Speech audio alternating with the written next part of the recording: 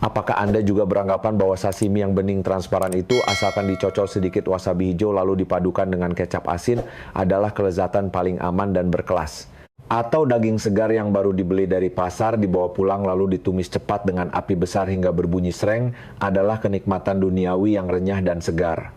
Apakah Anda juga percaya bahwa kepiting mabuk yang direndam dalam arak tinggi setelah melalui pembaptisan alkohol, racunnya sudah hilang tak bersisa? Hati-hati teman-teman. Mohon segera hentikan pemikiran berbahaya seperti ini. Makanan-makanan tradisional yang kita cintai ini, hidangan-hidangan yang terlihat sangat menggoda ini sangat mungkin sedang menjadi kuda Troya bagi ribuan parasit. Di saat kita lengah, mereka diam-diam menyusup ke dalam tubuh Anda. Sebagian menggerogoti usus dan lambung Anda, sebagian melarutkan hati dan paru-paru Anda, dan yang paling mengerikan adalah yang khusus masuk ke otak Anda, sedikit demi sedikit memakan kesehatan dan nyawa Anda. Ini bukan menakut-nakuti, ini adalah kasus medis tragis yang tak terhitung jumlahnya yang sedang terjadi secara nyata di sekitar kita. Hari ini di saluran energi usia emas, bersama saya Dr. Eko Nugroho, kita akan mengungkap tuntas 9 bom parasit paling berbahaya di meja makan. Saya akan menggunakan cara yang paling lugas, dari peringkat ke-9 hingga pertama, untuk memberitahu Anda satu persatu pembunuh mematikan apa yang tersembunyi di dalam makanan-makanan ini. Bagaimana mereka menggunakan cara yang tak terduga untuk menghancurkan kesehatan Anda. Yang terpenting, saya akan mengajarkan Anda cara paling ilmiah untuk menanganinya, agar Anda dan keluarga Anda mulai sekarang bisa benar-benar makan dengan tenang. Setelah menonton video ini, Anda akan mendapatkan seperangkat aturan besi keamanan pangan yang dapat menjaga kesehatan seluruh keluarga. Ini mungkin video kesehatan paling penting yang Anda tonton tahun ini. Tunggu sebentar sebelum masuk ke topik utama. Jika Anda peduli dengan kesehatan diri sendiri dan keluarga, silakan klik tombol subscribe berlangganan dan nyalakan notifikasi. Karena di sini kita mengungkap kebenaran yang tidak ingin dibicarakan orang lain. Saya juga ingin tahu apakah Anda bersedia berjalan bersama saya. Jika Anda sedang menonton video ini dan merasakan hal yang sama, silakan ketik angka 1 di kolom komentar. Jika tidak, ketik 0. Jika Anda juga menderita penyakit serupa, silakan tinggalkan pesan di kolom komentar. Saya akan berusaha sebaik mungkin menjawab pertanyaan Anda. Baiklah, mari kita tarik napas dalam-dalam dan mulai operasi penjinakan ranjau di meja makan ini. Kita mulai dari peringkat ke-9. Banyak orang, terutama teman-teman yang sudah lanjut usia, selalu memiliki semacam pemujaan alami. Merasa bahwa sayuran liar yang dipetik di gunung atau jamur yang tumbuh di alam liar tanpa pestisida dan pupuk kimia pasti lebih bersih daripada yang ditanam di rumah kaca. Konsep ini bisa sangat berbahaya di zaman sekarang. Peringkat ke-9 adalah jamur liar dan sayuran liar yang tampak alami dan tidak berbahaya ini. Bahaya mereka bukan pada racunnya tetapi pada struktur fisiknya. Lihatlah permukaan jamur yang memiliki lipatan-lipatan halus tak terhitung jumlahnya. Ini adalah kamar bersalin paling sempurna bagi berbagai telur cacing. Ahli medis menemukan di bawah mikroskop bahwa di dalam lipatan-lipatan ini tersembunyi sejumlah besar tunggau, nematoda, bahkan telur cacing gelang. Anda menyiramnya dengan air bersih saja sama seperti memandikan mereka, sama sekali tidak bisa membasminya. Yang lebih menakutkan adalah kepercayaan buta kita terhadap alam liar. Perkembangan industri masyarakat modern, hujan asam, dan pencemaran sumber air dapat membuat apa yang disebut lingkungan liar ini lebih kotor daripada pertanian yang dikontrol ketat. Telur cacing terbawa sumber air yang tercemar dan menempel pada batang serta daun sayuran liar.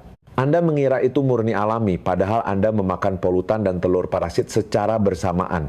Belum lama ini berita melaporkan sebuah keluarga dengan gembira memakan sayuran liar yang dibawa dari desa, hasilnya seluruh keluarga muntah-muntah, diare, dan kulit alergi. Dokter mendiagnosis bahwa itu disebabkan oleh infeksi parasit akibat pencucian yang tidak tepat. Lalu, bagaimana cara menikmati hadiah alam ini dengan aman? Ingat langkah pra-pemrosesan kunci ini, perendaman air garam. Baik jamur maupun sayuran liar setelah dipetik, siram dulu dengan air mengalir untuk menghilangkan lumpur di permukaan. Kemudian siapkan sebaskom air garam, rendam hingga terbenam setidaknya selama 30 menit. Tekanan osmotik air garam akan membuat telur cacing yang bersembunyi di dalam lipatan dan serat mengalami dehidrasi, menjadi tidak aktif dan keluar dengan sendirinya. Dan setelah direndam, bilas lagi berulang kali dengan air mengalir. Ini baru langkah pertama sebelum bisa dimasukkan ke dalam panci. Jangan lagi percaya tahayul bahwa alami berarti bersih. Pra-pemrosesan secara ilmiah lebih penting dari apapun. Selanjutnya peringkat ke-8 ini adalah kenangan masa kecil banyak orang. Teksturnya manis, segar, dan renyah, terutama di musim panas. Makan satu saja, rasanya panas tubuh hilang separuh. Makanan itu adalah kacang tanduk water caltrop dan kerabat dekatnya, berangan air water chestnut, bengkuang air. Bahayanya di mana? Ada pada satu kata mentah. Kacang tanduk dan berangan air tumbuh di kolam dan sawah berair, dan lingkungan seperti ini justru tempat berkembang biak favorit cacing Phaseolopsis busci cacing jahe. Larva cacing ini disebut Metacercaria, yang akan menempel dalam jumlah besar pada kulit tanaman air ini atau bersembunyi di dalam daging buahnya. Ketika kita memakan kacang tanduk mentah, atau yang lebih buruk, langsung menggunakan gigi untuk mengupas kulit luarnya yang hitam itu sama saja dengan membuka mulut lebar-lebar dan mengundang ribuan Metacercaria cacing jahe untuk menetap di usus kita. Pernah ada kasus yang sangat khas. Seorang bapak sangat suka makan kacang tanduk mentah, hampir menjadikannya camilan. Hasilnya, dalam beberapa bulan berat badannya turun belasan kilogram, sakit perut sepanjang hari, diare, dan semangatnya lesu. Setelah diperiksa di rumah sakit, dokter menemukan sejumlah besar cacing Phaseolopsis busci di ususnya. Cacing ini akan menempel kuat seperti penghisap di dinding usus halus Anda, menjarah semua nutrisi yang Anda makan, membuat Anda semakin lemah. Dinas Pertanian bahkan pernah mengeluarkan peringatan keras yang menyatakan bahwa kacang tanduk mentah memiliki risiko infeksi parasit yang sangat tinggi. Jadi teman-teman, tolong ubah kebiasaan berbahaya ini. Jangan lagi menggunakan gigi untuk menantang musuh yang tidak terlihat oleh mata telanjang. Untuk kacang tanduk dan berangan air, solusi kita hanya satu, yaitu pemanasan menyeluruh. Tolong ingat aturan emas ini. Jangan pernah makan mentah dan pastikan untuk merebusnya dalam air mendidih 100 derajat Celcius selama lebih dari 5 menit. Hanya dengan cara ini kita bisa memastikan terbunuhnya semua cacing yang mungkin bersembunyi. Rasa manis itu layak kita tukar dengan sedikit kesabaran demi sebuah ketenangan. Peringkat sampai di posisi ke-7. Jika kita katakan 2 peringkat sebelumnya adalah jebakan nabati, maka mulai dari sini kita akan memasuki zona bahaya hewani. Peringkat ini menyangkut daging merah yang paling sering kita makan, daging babi dan daging sapi.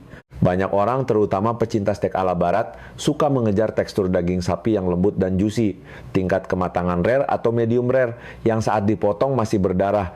Merasa inilah kenikmatan tingkat tinggi. Atau saat makan hot pot nih, mencelupkan irisan daging babi sebentar di kuah mendidih, begitu berubah warna, langsung diangkat dan dimakan. Saya harus memperingatkan Anda, cara makan seperti ini sama saja dengan mempermainkan otak Anda sendiri.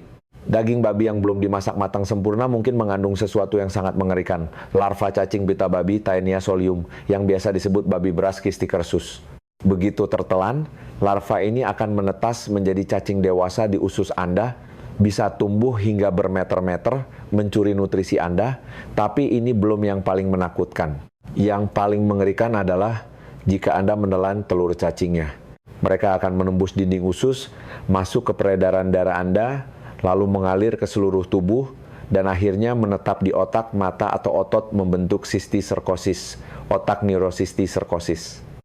Di sebuah desa, ada seorang petani yang bertahun-tahun suka makan daging babi setengah matang. Hasilnya ia mengalami gejala epilepsi dan kejang berulang. Dokter memeriksa otaknya dengan alat tercanggih dan hasilnya membuat kulit kepala merinding. Jaringan otaknya penuh dengan bintik-bintik putih kecil yang padat. Semuanya adalah larva cacing yang masih hidup. Akhirnya dokter harus melakukan operasi untuk mengeluarkan cacing hidup dari otaknya. Jadi, untuk daging babi dan sapi, inti keamanan kita ada pada pemilihan sumber dan kematangan menyeluruh. Pertama, saat membeli, pastikan memilih daging yang sumbernya jelas dan telah lolos pemeriksaan karantina pemerintah yang ketat. Daging hasil sembelihan liar yang asal-usulnya tidak jelas memiliki risiko sangat tinggi. Kedua, buang jauh-jauh kebiasaan makan daging babi setengah matang. Mutlak harus matang sempurna, well done. Dan untuk daging sapi, betapapun Anda menyukainya, setidaknya masaklah hingga tingkat kematangan medium well, hampir matang atau lebih. Pastikan suhu pusat daging cukup tinggi untuk membunuh semua parasit. Ini bukan soal selera, ini soal nyawa. Peringkat ke-6 adalah hidangan yang sangat populer di dunia kuliner Asia, belut sawah dan ikan sidat-il. Baik itu dimasak gaya hot plate, ditumis dengan saus tiram, atau belut goreng kering, semuanya terkenal dengan teksturnya yang lembut dan gurih. Tapi justru pengejaran tekstur inilah yang menanam bahaya kesehatan yang besar. Belut sawah dan sidat adalah salah satu inang utama cacing Gnatostoma spinigerum. Berdasarkan survei Pusat Pengendalian Penyakit di beberapa daerah, tingkat infeksi cacing Gnatostoma pada belut sawah di pasar lokal ternyata mencapai 80%. Ini berarti dari 5 ekor belut yang Anda beli, mungkin 4 diantaranya membawa parasit mengerikan ini. Di mana letak masalah terbesarnya? Ada pada metode memasak kita. Banyak orang berpikir bahwa teknik tumis cepat dengan api besar wok di dapur restoran pasti bisa membunuh semua bakteri dan parasit. Ini adalah kesalahpahaman yang fatal. Waktu menumis biasanya sangat singkat, hanya beberapa puluh detik.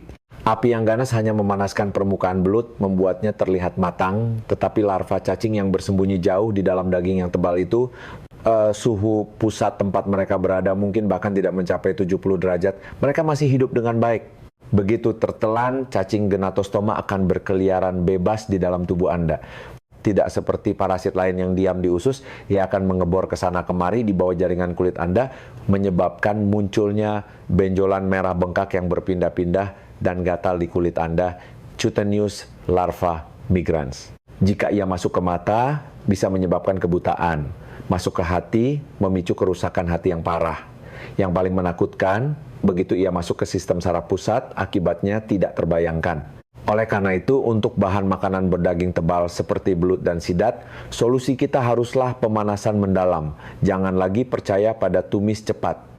Cara paling aman adalah mengirisnya tipis-tipis atau memotongnya menjadi bagian kecil, lalu pastikan direbus terus-menerus dalam air mendidih 100 derajat Celcius setidaknya selama 5 menit. Mengorbankan sedikit kelembutan daging demi keamanan mutlak. Tolong ingat, parasit apapun tidak akan bisa bertahan di hadapan suhu tinggi yang berkelanjutan. Sekarang kita sampai di peringkat kelima. Bahan makanan ini karena dagingnya yang menyerupai daging ayam, sangat populer di restoran dan warung makan malam di banyak tempat, seperti kodok goreng mentega atau suik kuah. Makanan itu adalah kodok lembu, bullfrog atau katak. Di dalam tubuh kodok tersembunyi parasit tingkat iblis yang disebut Sparganum larva cacing pita Spirometra mansoni. Kodok sangat mudah terinfeksi Sparganum saat memangsa hewan lain. Hal yang mengerikan dari Sparganum adalah daya hidupnya yang super kuat dan sifatnya yang suka berpindah-pindah. Ia bisa bersembunyi di tubuh manusia selama bertahun-tahun dan seperti pelancong tanpa tujuan ia menembus ke sana kemari di tubuh Anda. Jika ia masuk ke mata Anda akan menyebabkan bola mata menonjol, merah bengkak, bahkan kebutaan. Jika masuk ke otot, akan memicu pembengkakan dan kematian jaringan lokal. Dan yang paling membuat gemetar adalah kegemarannya pada otak. Begitu Sparganum menyerang otak, akan memicu muntah menyembur yang parah, epilepsi, koma, bahkan kelumpuhan. Di Taiwan pernah terjadi kasus nyata. Ada warga yang karena mengonsumsi hotpot kodok yang tidak dimasak matang sempurna, tidak lama kemudian merasakan ada sesuatu yang bergerak di dalam otot pahanya, sakitnya tak tertahankan. Saat diperiksa ke dokter, dokter ternyata mengeluarkan seekor cacing hidup sepanjang belasan sentimeter dari otot kakinya. Bahkan ada pasien yang mengalami kerusakan saraf permanen karena otak terinfeksi Sparganum. Peringatan khusus untuk anak-anak, ibu hamil, dan lansia. Karena kekebalan tubuh yang lebih lemah, mereka adalah kelompok paling berisiko tinggi terinfeksi. Jadi, menghadapi bahan makanan berisiko tinggi seperti kodok ini, kita tidak boleh punya mentalitas coba-coba. Metode masak seperti siram air panas atau tumis cepat mungkin menyisakan titik mati yang tidak terkena panas merata. Satu-satunya cara aman adalah memotong kodok hingga bagian kecil, lalu merebusnya terus-menerus dengan air mendidih 100 derajat setidaknya selama 10 menit. Ingat, 10 menit. Ini adalah batasan aman yang didapat dari pelajaran pahit para ahli medis. Peringkat berlanjut ke posisi keempat, kita akan membahas bahan makanan yang terlihat sangat mewah. Telur ikan fish roe.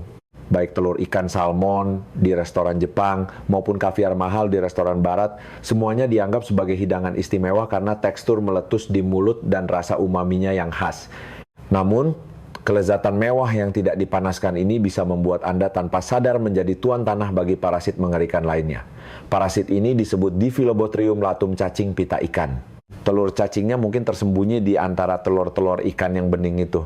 Saat Anda menikmati telur ikan yang lezat ini, Anda mungkin sekaligus menelan ribuan telur cacing. Telur-telur ini setelah masuk ke usus akan menetas dan tumbuh menjadi cacing dewasa. Cacing pita ini sangat mencengangkan. Ia bisa tumbuh hingga 2-3 meter bahkan lebih panjang di dalam usus Anda. Seperti pita putih rakus yang melingkar di dalam tubuh Anda dengan gila-gilaan menjarah vitamin B12 dan nutrisi penting lainnya yang Anda asup. menyebabkan Anda mengalami anemia, kelelahan, lemas, dan gejala lainnya. Banyak orang memiliki kesalahpahaman besar, mengira telur ikan tertutup di dalam perut ikan jadi pasti paling bersih. Mereka mengabaikan risiko kontaminasi selama proses pengolahan. Dalam proses pengambilan telur, pencucian, dan pengasinan, jika penanganan tidak tepat, sangat mudah terkontaminasi parasit. Lalu, bagaimana kita memilih kelezatan mahal ini?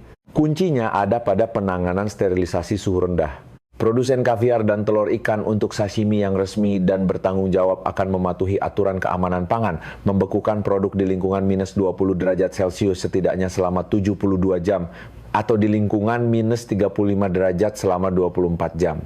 Suhu rendah tingkat industri ini dapat efektif membunuh telur cacing pita ikan. Karena itu, saat membeli, pastikan memilih merek besar yang memiliki reputasi baik dan dapat memberikan bukti penanganan terkait, dan jangan tergiur harga murah dengan membeli produk curah yang asal-usulnya tidak jelas. Akhirnya kita sampai di 3 besar. 3 jenis makanan ini bisa dikatakan sudah mengakar kuat dalam budaya kuliner, tapi tingkat bahayanya juga meningkat secara eksponensial. Peringkat ketiga adalah hidangan legendaris yang diimpikan banyak pecinta kuliner, kepiting mabuk, drunken crab, dan udang mabuk. Terlalu banyak orang, terutama generasi tua, yang sangat meyakini satu kebenaran. Arak putih kadar tinggi, arak masak, atau arak kuning yang digunakan untuk merendam selama beberapa hari, pasti sudah membunuh habis semua bakteri dan cacing. Hari ini saya harus menghancurkan fantasi mematikan ini dengan fakta ilmiah. Pemikiran ini salah besar. Risiko parasit utama pada kepiting mabuk dan udang mabuk berasal dari cacing paru Paragonimus westermani. Larva cacing ini hidup di dalam tubuh kepiting dan udang. Sedangkan alkohol yang kita gunakan untuk mengasinkan, kadar alkoholnya seringkali hanya belasan hingga 50-an%. Kadar alkohol ini bagi larva cacing paru yang berdaya hidup kuat sama sekali bukan pukulan mematikan, paling-paling hanya membuat mereka mabuk dan masuk ke fase tidur sementara. Begitu masuk ke tubuh Anda, lingkungan yang hangat akan segera membangunkan mereka. Dinas Kesehatan pernah melakukan survei mengejutkan. Mereka mengambil sampel berbagai produk kepiting mabuk di pasar. Hasilnya ditemukan bahwa lebih dari 60% sampel mengandung larva cacing paru yang masih hidup. Ini berarti Anda makan 2 suap kepiting mabuk, ada 1 kali lebih peluang untuk terinfeksi. Di kota besar, ada seorang pekerja kantoran muda yang karena sangat suka hidangan kepiting mentah bumbu arak, akhirnya mengalami batuk berulang, batuk darah, dan nyeri dada. Awalnya dikira pneumonia, tapi tidak kunjung sembuh. Akhirnya dokter menanyakan riwayat penyakit secara rinci baru bisa mengunci pelakunya. Setelah pemeriksaan ditemukan sejumlah besar cacing paru di paru-parunya. Cacing-cacing ini membuat lubang dan bertelur di parunya, menyebabkan fibrosis jaringan paru yang parah, fungsi parunya mengalami kerusakan permanen. Yang lebih menakutkan, cacing paru juga bisa tersesat dan berpindah ke otak, memicu meningitis dan kelumpuhan. Jadi, tolong segera buang kepercayaan takhayul terhadap alkohol sebagai pembunuh kuman. Tidak ada rendaman alkohol jenis apapun yang bisa menggantikan fungsi pemanasan suhu tinggi. Jika Anda benar-benar suka makan kepiting dan udang, tolong pastikan untuk memasaknya hingga matang sempurna. Harga yang harus dibayar untuk rasa yang memabukkan itu mungkin adalah paru-paru Anda, bahkan nyawa Anda. Peringkat kedua adalah kuliner lintas negara yang paling digemari manusia modern, terutama anak muda dan kelas menengah, sashimi ikan, khususnya sashimi salmon. Tingkat kepopulerannya yang luas dan risikonya yang besar membuatnya duduk kuat di posisi kedua. Saat kita menikmati tekstur salmon yang creamy dan lembut, seorang pembunuh tak kasat mata mungkin sedang bersiap siaga. Dia adalah cacing anisakis. Daya hidup parasit ini begitu kuat hingga bisa membalikkan pengetahuan Anda. Penelitian menemukan anisakis memiliki toleransi yang mengejutkan terhadap suhu masak biasa. Siraman air panas biasa atau pemanasan singkat sama sekali tidak menjamin bisa membunuhnya, apalagi bumbu-bumbu yang kita harapkan bisa membunuh kuman itu. Saya harus memberitahu Anda dengan tegas, tidak peduli seberapa banyak wasabi yang Anda cocol, seberapa banyak kecap asin yang Anda rendam, atau seberapa banyak cuka yang Anda minum. Itu semua tidak ada gunanya untuk membunuh anisakis.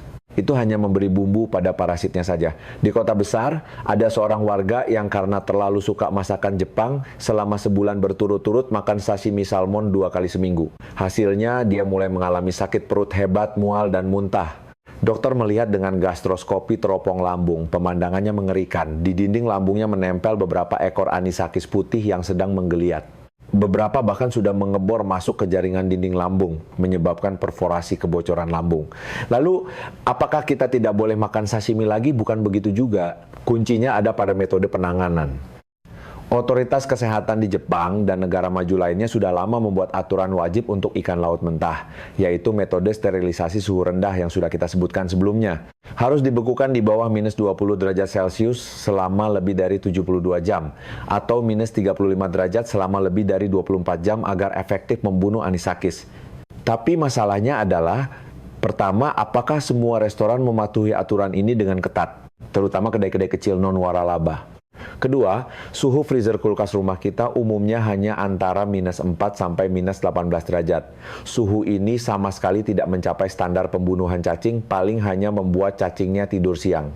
Jadi jika Anda benar-benar ingin makan sashimi, tolong pastikan memilih restoran waralaba besar yang memiliki reputasi dan manajemen standar. Bertanya, serta Anda bisa aktif bertanya kepada pemilik toko apakah ikan mentah mereka sudah melalui proses pembekuan suhu rendah yang sesuai aturan. Jangan pertaruhkan usus dan lambung Anda demi hati nurani seorang pemilik kedai kecil. Sekarang kita akhirnya sampai di puncak daftar mengerikan ini, peringkat pertama. Hewan ini sangat umum, harganya merakyat, sering muncul di warung tenda pasar malam atau sebagai hidangan pembuka. Banyak orang sama sekali tidak waspada terhadapnya, tapi tingkat bahayanya cukup untuk menghancurkan sistem saraf seseorang, bahkan merenggut nyawa.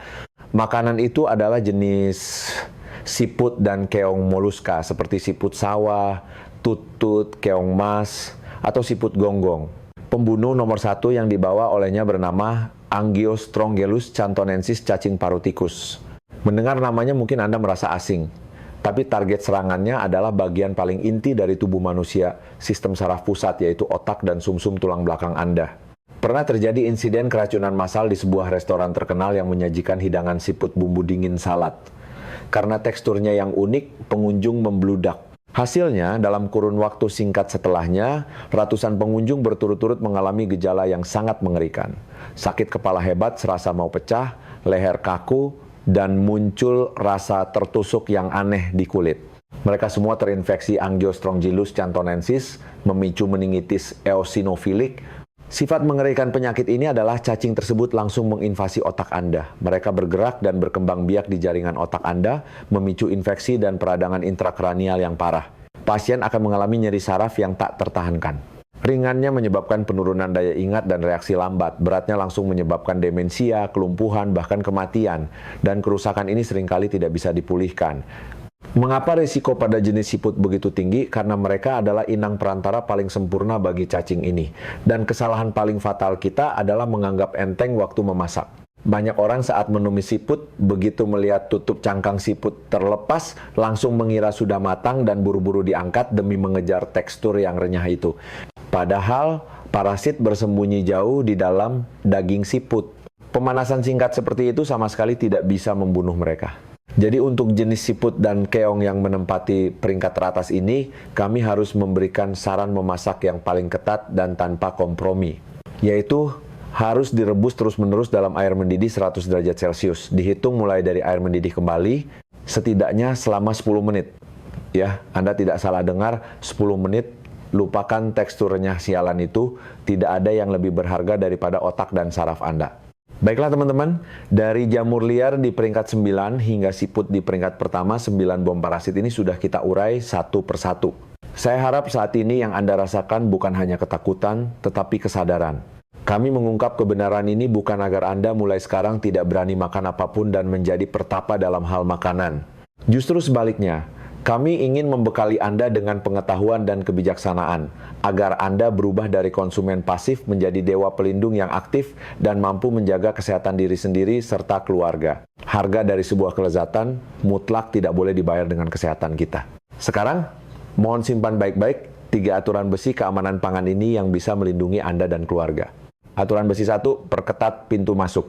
Selalu beli bahan makanan hanya dari saluran resmi dan terpercaya. Harap lebih waspada terhadap sayuran liar yang asal-usulnya tidak jelas, daging sembelihan gelap, atau hewan air hidup dari pedagang kaki lima. Aturan besi 2, percaya fisika, buang klinik. Buang jauh-jauh fantasi bahwa arak masak, kecap asin, atau wasabi bisa membunuh kuman. Serahkan kepercayaan Anda pada dua hal yang paling bisa diandalkan, suhu tinggi dan suhu rendah. Ingat dua standar emas. Rebus mendidih 100 derajat Celcius selama 5 hingga 10 menit benar-benar bisa membunuh sebagian besar parasit. Yang lainnya adalah pembekuan di bawah minus 20 derajat Celcius selama 72 jam. Ini adalah metode profesional khusus untuk ikan mentah tertentu. Aturan besi 3. Cegah kontaminasi silang. Poin ini sangat penting. Di dapur Anda pastikan menyiapkan 2 talenan dan 2 pisau. Pisahkan pengolahan mentah dan matang. Tangan dan wadah yang sudah memegang daging atau ikan mentah harus dicuci bersih dengan sabun dan air panas sebelum menyentuh makanan matang. Jangan biarkan satu talenan menghancurkan semua usaha Anda sebelumnya. Mulai hari ini, mari kita sama-sama menjadi penikmat kuliner yang cerdas. Kita tidak hanya mengerti cara mencicipi rasa makanan, tapi juga lebih mengerti cara menikmati kelezatan itu dengan aman menggunakan metode ilmiah. Silakan bagikan video ini kepada setiap anggota keluarga dan teman yang Anda pedulikan. Satu penyebaran sederhana mungkin bisa mencegah terjadinya sebuah tragedi. Saya Dr. Eko Nugroho dari Energi Usia Emas mendoakan setiap teman saya bisa makan dengan tenang, hidup sehat, dan panjang umur penuh berkah. Sampai jumpa di episode berikutnya.